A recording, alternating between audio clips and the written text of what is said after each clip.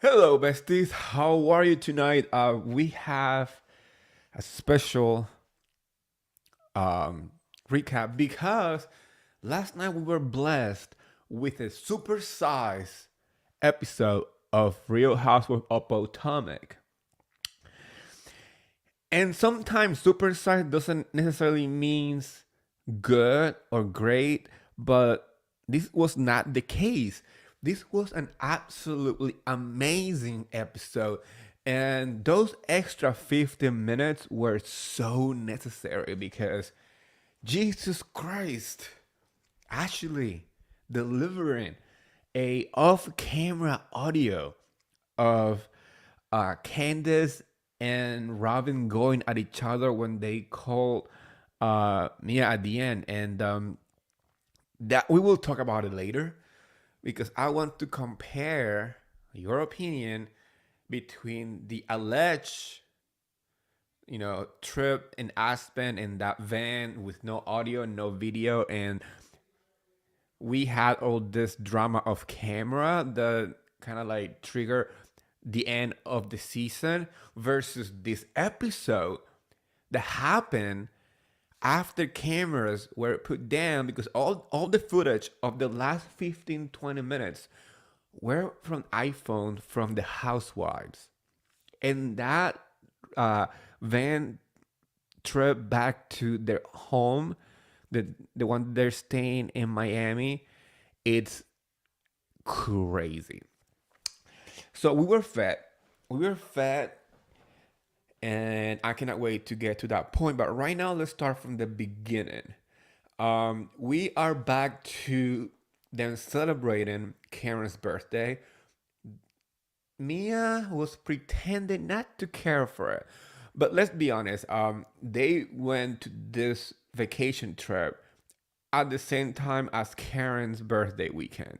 So no matter what you do, it's going to be about Karen, but that was not the case. It was never the case. It has been drama after drama, and I feel so bad for Karen because every time that she tried to celebrate her birthday, something happened. In At the beginning, Giselle was making fun of it, saying like, "Oh, it's your birthday, and it's past." So, and Karen said, "No, it's a month. It's my birthday month. I'm gonna keep celebrating it." At the dinner, we had a great moment though. We had an amazing moment with each housewife was sharing like their best memory with Karen. And to me, my favorite will always be that wig that's being blown by the wind, and she's trying to fix it. And that was Candace's choice. Honestly, that is actually one of my favorite moments of the show in general from like any of their season because it reminds us that they can have fun, they can make fun of each other without getting upset, and it was refreshing. Like that memory that Ashley shared when she stole her Karen's wig and she was impersonating her. It was amazing. But oh god, it didn't take long for the dinner to make the wrong turn and become once again an argument about the um allegation of Chris making move and doing the most with other women, and Candy was not there for it. She told every single woman to speak up and say, okay, how you feel, what happened, and what's good. And I'm here for it because she's not afraid to put them in their place and talk about the accusations in front of them and not like behind their back. She Her confessionals are just top tier housewife confessional. Like she is so funny and she delivers every single time. Like every single read that she does is a burn that I don't know how anyone comes out with this type of like commentary because I don't have that talent and I wish I did because it's interesting to see how she can connect words and situations. And obviously, I'm not a big fan of making fun of somebody's body part because that's a little problematic. But the deliver of her words and the way that she can cut to the chase and not dance around the bushes, she goes straight to the point.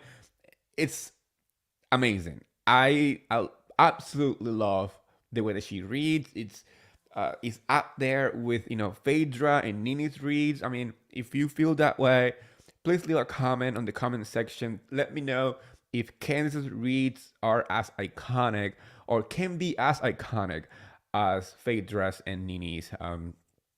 Yeah, when she I mean, I don't want to repeat the reads because include the body part, and I'm not a big fan of that. But when she refers to Ashley in about the size of her forehead, and she had made fun of Mia's size, like shoe size, and the rolling neck heel, the rolling heel of necks, and the ankles. I mean, it's hard not to laugh, even though I'm not a fan of it because I don't like to make fun of people's looks.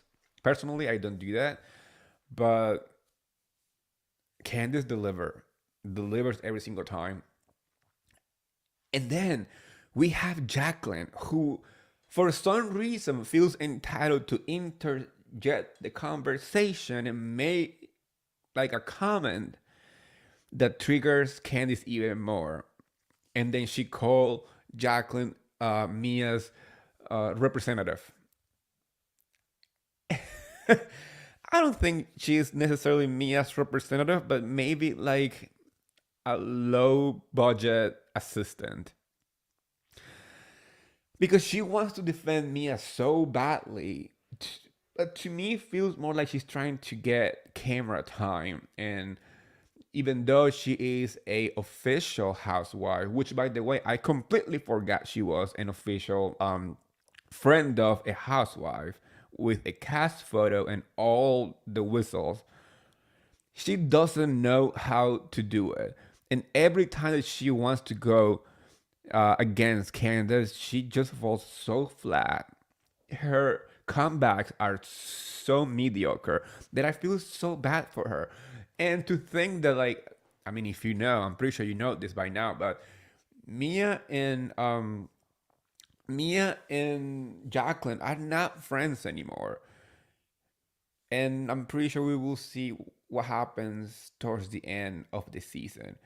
I started to see cracks in their friendship. They have a very strange friendship. I think they share way too much with each other that anything can basically destroy it for the sake of reality TV. Meaning, like, they have way too many secrets. They hold way too many secrets of each other. Basically, what I noticed last night is that it seems like they might have shared, partners. Like Mia's ex-boyfriend or ex had kind of like something with Jacqueline too, and I'm kind of confused because at first I thought it was her current husband, G, but then she said no, it's not G, it's somebody previous, somebody before him, and it seems like they shared the partner. I don't know. It seems too messy, and the way that Mia treats Jacqueline seems like Mia see herself as she's above her, and Jacqueline is like a minion. Like she has to do what Mia says and always be there for Mia no matter what. Like the type of loyalty that is completely blind and doesn't make any sense. So I can see how this type of friendship can easily fall apart because at any moment one of them is gonna just spill the tea. It's gonna happen. You're gonna get mad at somebody, you're gonna say something on TV that is gonna make somebody else upset, and that friendship's gonna be over. And I had the feeling that's what happened. But then the next day, the ladies go to different activities. I'm happy that Karen finally had a moment of excitement. She was driving that Lambo, like that was the best part of the trip. She was running red lights, she was speeding. I'm surprised she didn't go to jail for this because she definitely was driving recklessly. But it was her birthday. I needed her to have fun.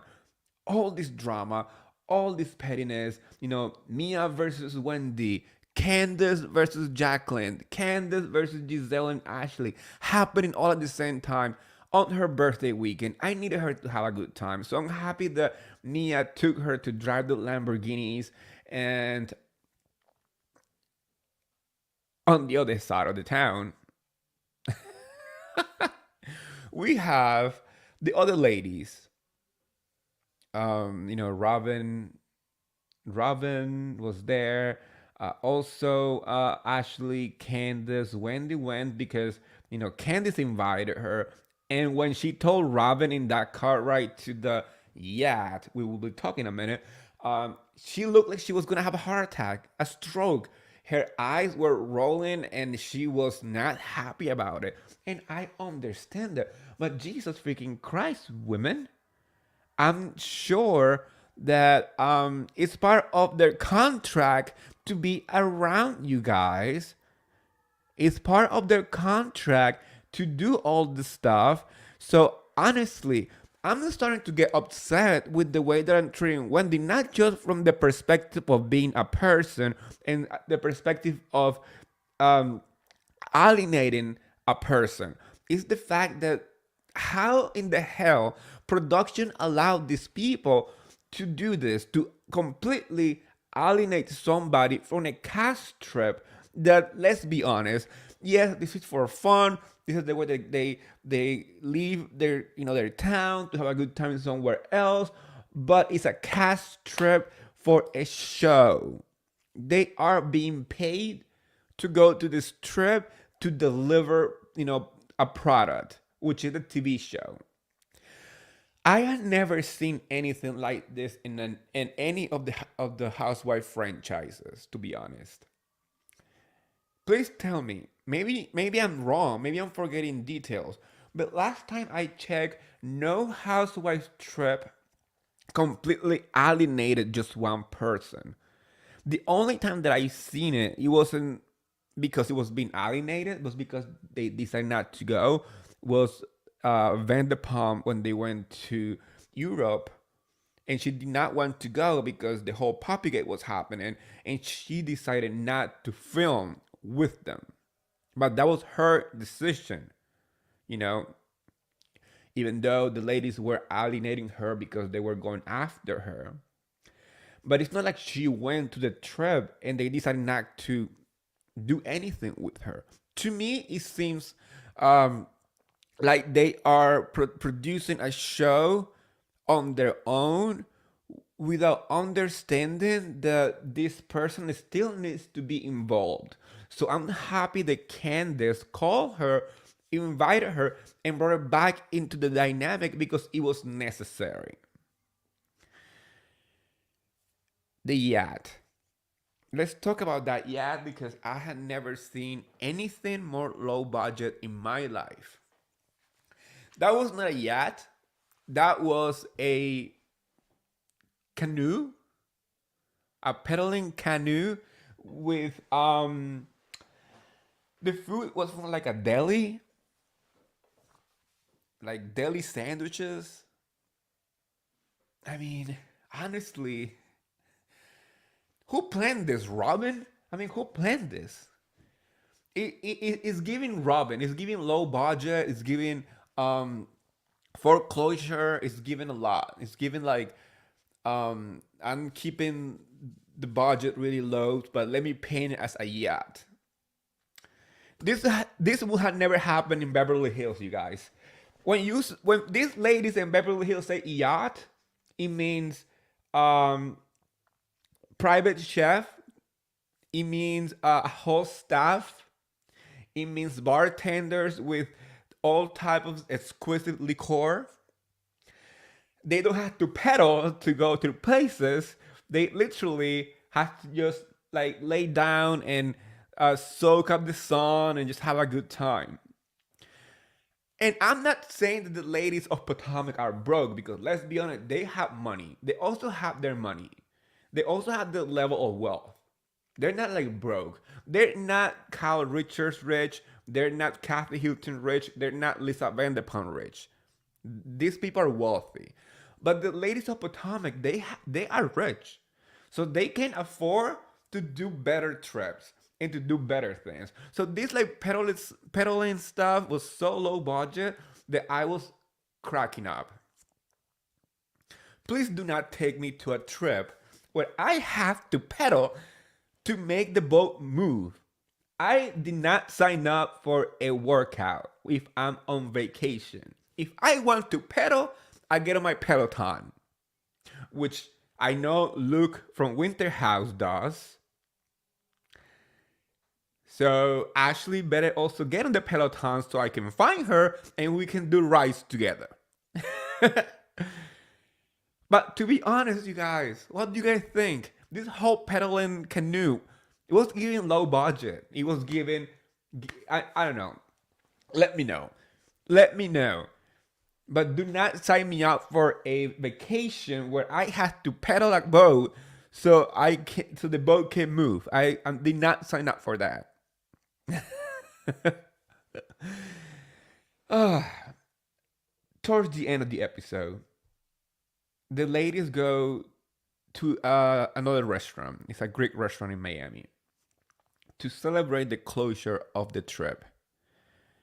Everything goes, everything was going well. Everything was fine and hunky dory until Ashley decided to call uh, Wendy once again to invite her into the dynamic. Good for her, because once again, I'm saying I'm not okay with cast members making the executive decision to completely isolate a member during a cast trip. Because it means that if Candace or Wendy don't invite her back into this like event, Wendy would have not been involved whatsoever on this trip. And it's kind of like manipulating the narrative of the show to what they want people, what they want them to make Wendy to be, you know? And I'm happy that we are watching this, developing, because based on what I've seen online and the way the fans are reacting to this particular trip and how everything started with the whole Mia versus Wendy. Wendy is the one who's winning the public. I was not a fan of Wendy. I mean, it's not like I was not. It wasn't like I didn't like her. I was just not like, she was not on my radar. She was just a cast member that was just there, you know. But with this whole situation, I started to like Wendy because I started to understand how she felt and how, once again, Giselle, Robin, and sometimes Ashley, they just decide who to go for. And they been doing this to Candace. And that's where I'm going right now. During this dinner, Robin, again, Jesus Christ, women, get it together, decided to broadcast in a dollar store Bluetooth speaker a conversation that Candace had on an Instagram live. That was such a flop moment. She wanted to have that moment. Like as housewife, they want a moment. They want to have that iconic scene for them to be remembered. But what Robin did, Robin just pulled out this dollar store speaker and showed them what Candace said on an Instagram live. And she decided to manipulate the conversation because this Instagram live happened right after the dinner that we just spoke at the beginning, where everybody was going against Candace, where Ashley and Giselle were trying to frame once again Chris as this um, person who's harassing women.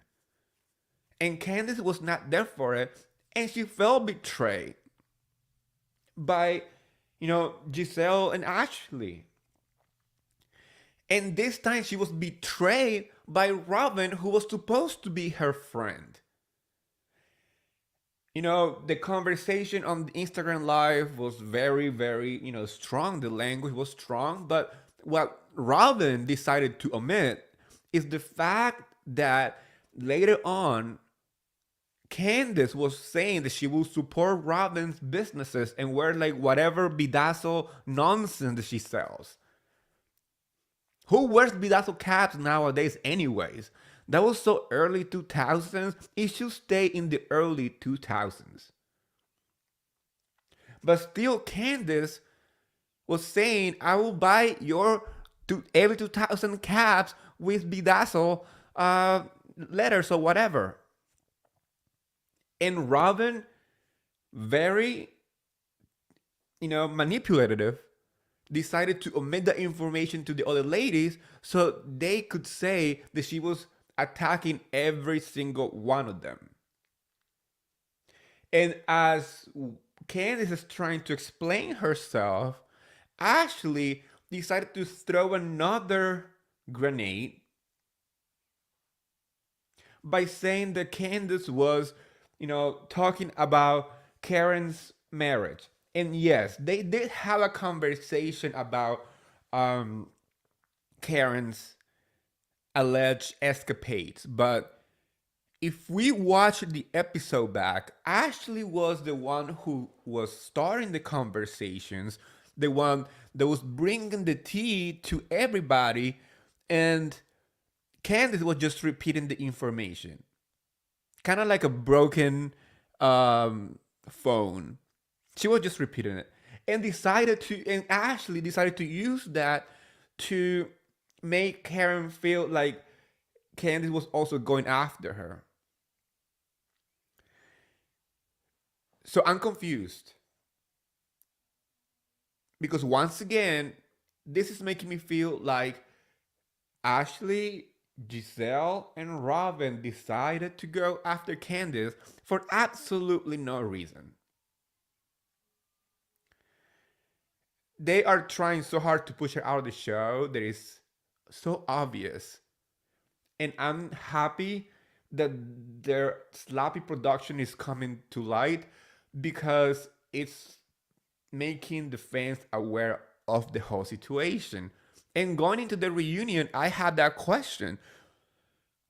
I hope that Andy picks up that question because I want to know, how does it feel to have these people trying to manipulate your marriage and push you out of the show, and it feels like a alliance that was formed before the season started to be filmed.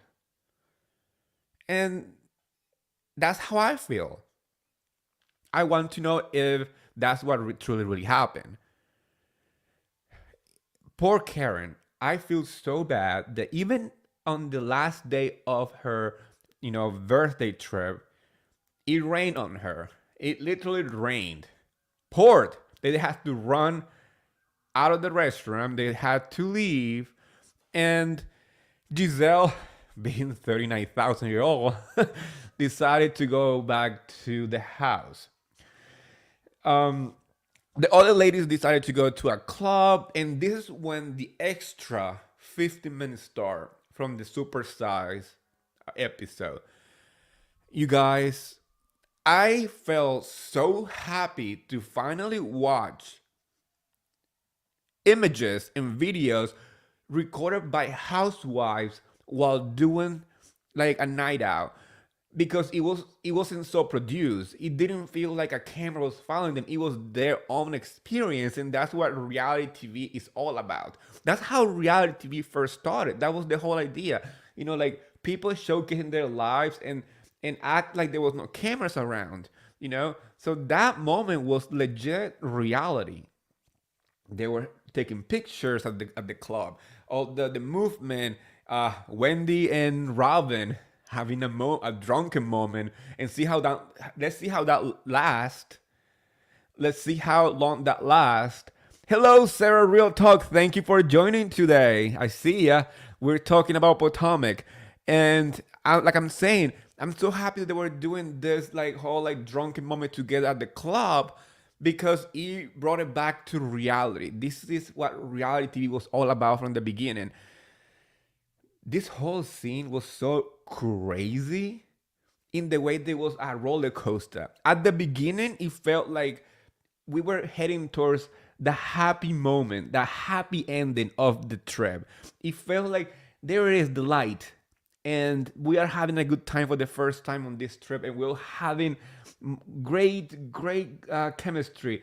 And Mia is having a good time with Candace, and Wendy is having that connection with Rob, and they're dancing. They're like showing boobs, like girls' night out, boobs out, and everything. That was amazing to watch. And when we thought everything was perfect,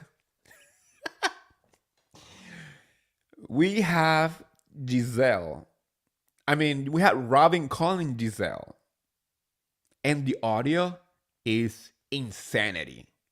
The audio was it was so mind blowing to watch and listen because it's actually recording the conversation. She had her phone on, and the whole entire audio is from her phone and from the conversation with Giselle. It was not done by production, it was not done by the cameraman or the audio people, nothing. This came from Ashley's phone.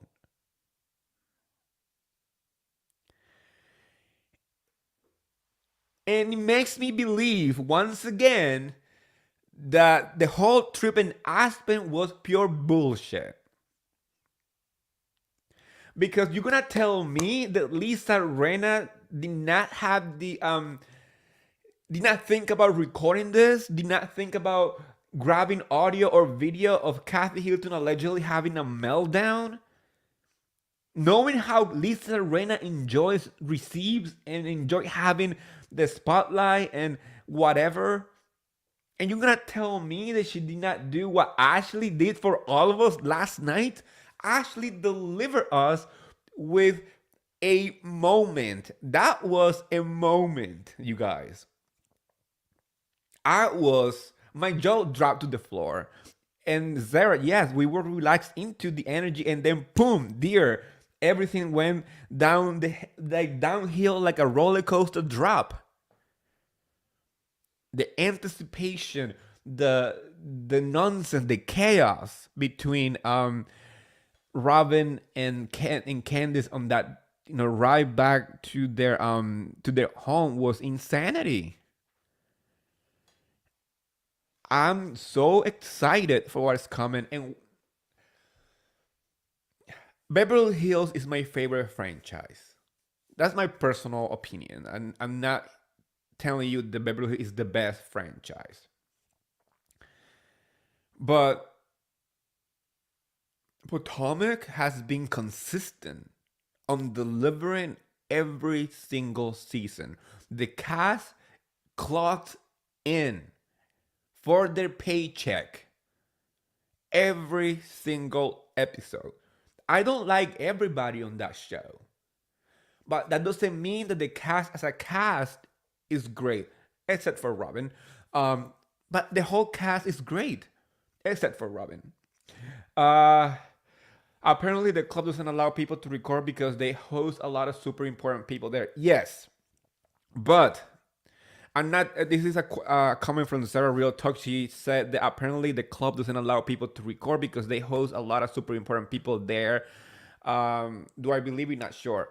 I'm gonna say this. Yes, I do believe that if we are talking about Beverly Hills, the club doesn't allow cameras and stuff inside because yes, there's like it's a very exclusive club. But you're telling me that Lisa did not record anything on like in the van when they're heading towards the house, or whenever she locked himself in the room. You're not gonna tell me that she at least tried to record the audio of Kathy Hilton having a meltdown? That is very questionable. That's what I'm coming from, you know. And Potomac, like I was saying before, delivers every single episode. It just, to me, is becoming one of the best franchises on Bravo TV, because we need to put in a balance what a cast is bringing, what the storylines are about, how they intertwine, and how the cast make sure that the story move forward. And for the past 7 seasons, we had seen so many different dynamics shifting, so many friendships, getting a little stale, but then they change the dynamic and somebody gets mad at the other person. Ah, yes, Potomac is definitely one of those franchises that brings the heat, and this episode was all about the heat that they brought on that trip. I'm happy that we have a franchise that is delivering storylines, that is delivering drama, that is delivering conversations, and we are not talking about a franchise that the main storyline is a choir. Do I need to say more?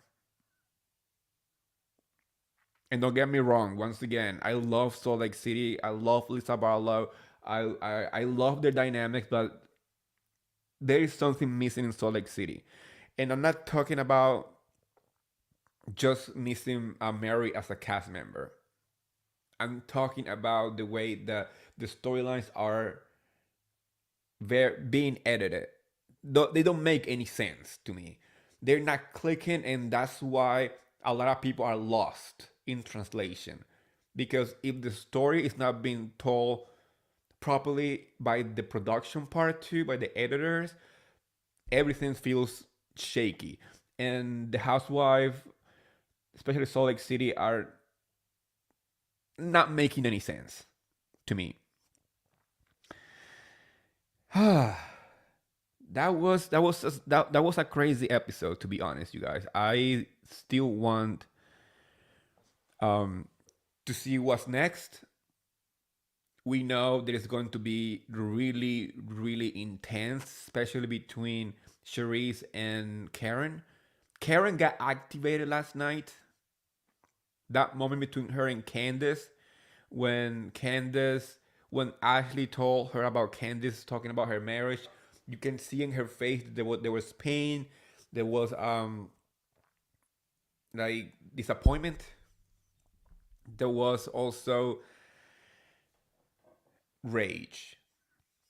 It was like 3 frames where they show her face experiencing every emotion. So I'm rooting for Karen, and it's gonna get messy, and I love it.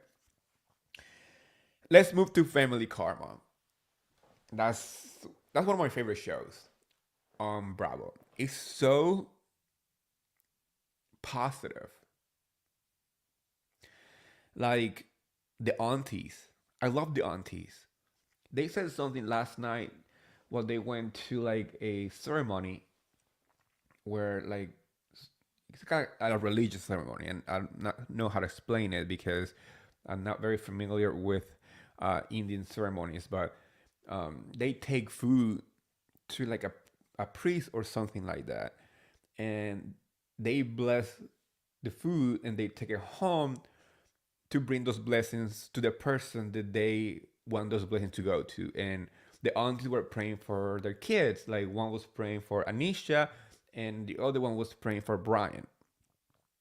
And one of them said, I don't remember which one. She said like, you always gotta like sprinkle positivity, because what you give is what you get, and you always gotta be surrounded by positive, energy. And I love that.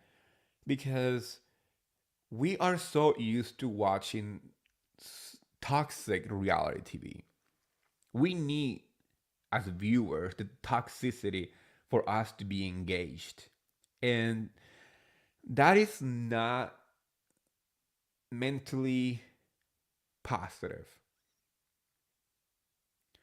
So watching Family Karma is one of those shows that honestly it brings a sense of family, a sense of friendship, and it brings drama. I mean, last night we saw Amrit disinviting Brian to his bachelor party because he went to Rich with the rumors that Rich is cheating on Monica before going to Monica, who is his friend, and he kept talking about the friends, like the boys' code and all the stuff, and that's great and all.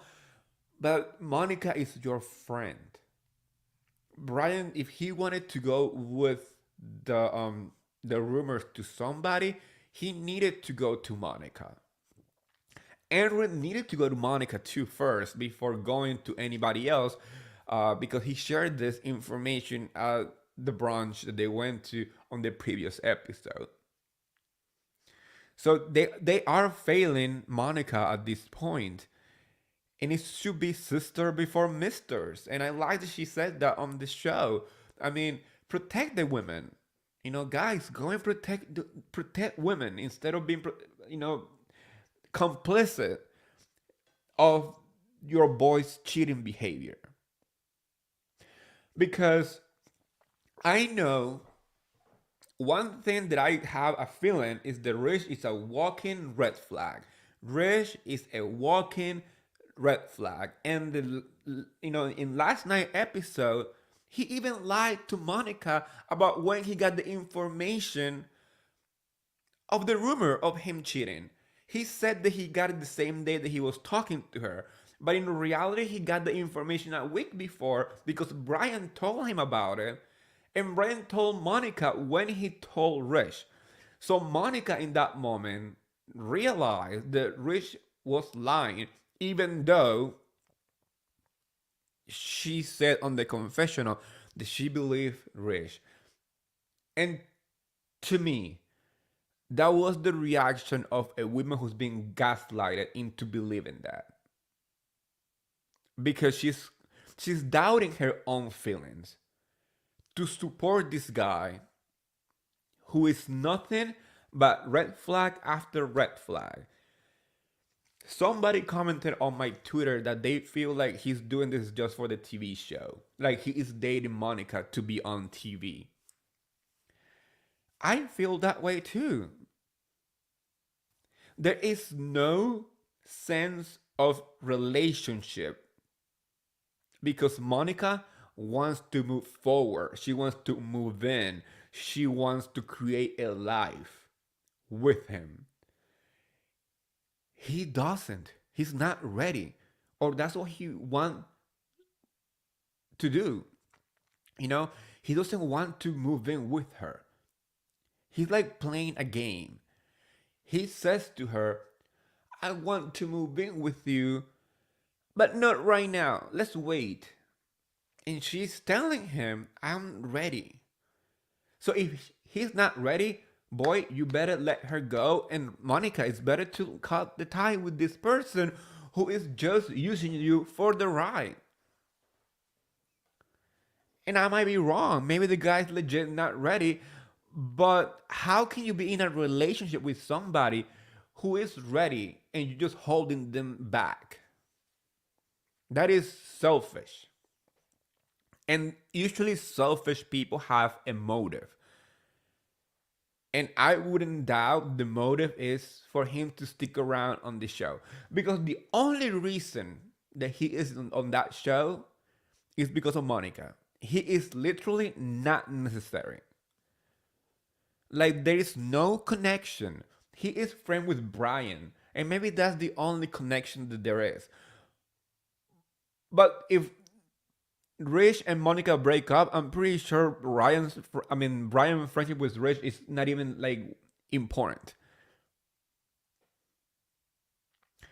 So I'm hoping that Monica wakes up and pack her bags and go.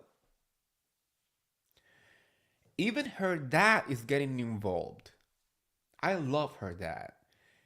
As soon as Monica told him about this whole cheating rumors and what's happening, he called him and he literally told him, "You fuck with my daughter and I cut your dick off and handed it to her." And that made me laugh so hard because, Monica's dad looked like this really happy dad. He's a typical dad who's always happy. And when he said those stuff, even though he said it kind of like in a joke, he was not joking. He will totally cut that guy's dick off to hand it to Monica if he cheated on her. So that's why I love family karma. Because unlike Housewife, the premises of this show is surrounded people who are actual family and actual friends. And they know each other for decades. Some of them even know each other before they moved to America. I'm talking about the aunties and the parents, you know. So that's what makes this show so amazing. There's another drama going on too on Family Karma, and that one is kind of close to my heart. It's involved alcohol or too much consumption of alcohol. Vishal and Risha, they got married. They had the most amazing wedding in Mexico. That was the storyline for the first three episodes, like the actual wedding, and it was absolutely beautiful, like one of the most beautiful weddings on Bravo history. But Richi hasn't signed the marriage license because she gave Vishal an ultimatum: you stop drinking or I'm out. And she's not doing it because it bothered him that he's having a good time. She started to see a pattern where he's only having a good time when he's drinking, and that is a problem. I'm not sure if there's any alcoholism. I'm not that close to Vishal to know if there's any alcohol issue. And some people just drink too much without being alcoholic. But if your wife is telling you you're drinking too much, you're doing the most, you might want to listen because she is the person who probably love you the most beside your parents, you know? So it seems like his drinking habits are causing issue in between them. And he's getting ready to go to Amrit's bachelor party where I'm pretty sure he's gonna be drinking.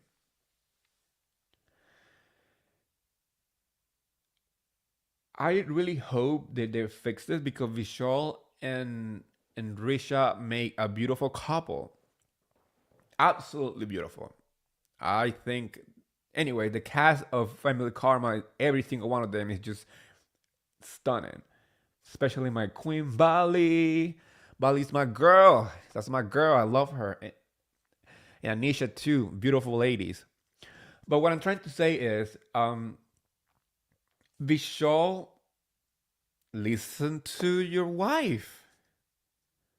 And sometimes it's good just to grab a little glass of water. If you need to be holding something, just hold a glass of water and have a good time. You seem to be a fun guy. Fun enough to go get a freaking chest waxed. That was really freaking funny. Even the cameraman was saying like having a good time just being here because it was hysterical. There was a scene where Vishal and Amrit went to get a wax, but Vishal was the only one that getting it because Amrit tricked him and he didn't get anything. So Vishal got his chest waxed for the bachelor trip, and that scene was hysterical. It reminded me of the 40-year-old virgin when he goes to the to the salon and get his chest waxed, and he yelled, "Kelly Clarkson!" That's what it came to my mind. So yes, it's going to be a dramatic season, but they know how to move forward. They know how to move forward. And one of the parts that I love is when they show Bali and Anisha. And production asked Anisha who told her about the rumors of Rich, um, about the rumors, you know, and who they've been talking about it, like who the gossip, like who's taking the information to the other one, and Bali's the one behind it. She's amazing. That's what friends do. We talk, and even in the previous episode, they said the Indian community is so small that one thing that happened, people in India will know in 30 minutes. So yeah, I'm asking you to please watch Family Karma. Don't sleep on it. It's an amazing show. Every single time somebody asks me, should I watch Family Karma? I always say, absolutely yes. Trust me. Family Karma, it's reality TV gold, and it's easy to watch. Each season has 8 to 9 episodes. We are in season 3 right now. You can watch season 1 and 2 in like 2 days and catch up with season 3 in half a day if you're a Bravaholic like myself. So that's the homework. Go watch Family Karma tonight at 9 p.m. Eastern time. Today's Monday the 5th, December 5th. At 9 p.m. there's going to be a new episode of Southern Hospitality, which I'll be watching live tweeting. Also, make sure to watch it because tomorrow, Tuesday, December 6th, I'll be coming live to talk about that episode and recap Southern Hospitality's new episode. Don't forget to subscribe to my podcast, to my YouTube channel. Follow me on Twitter, on Instagram. That's where the fun happens. You can find me on any platform as Martinis with Eddie. That's Marteanis, Martinis with Eddie. I give you recaps, I give you guest interviews, I give you tweets, live tweets, I give you shady tweets, I give it all because the Bravo content keeps coming. And this Friday, talking about a guest, I'm going to have Aja from Real Girlfriend in Paris.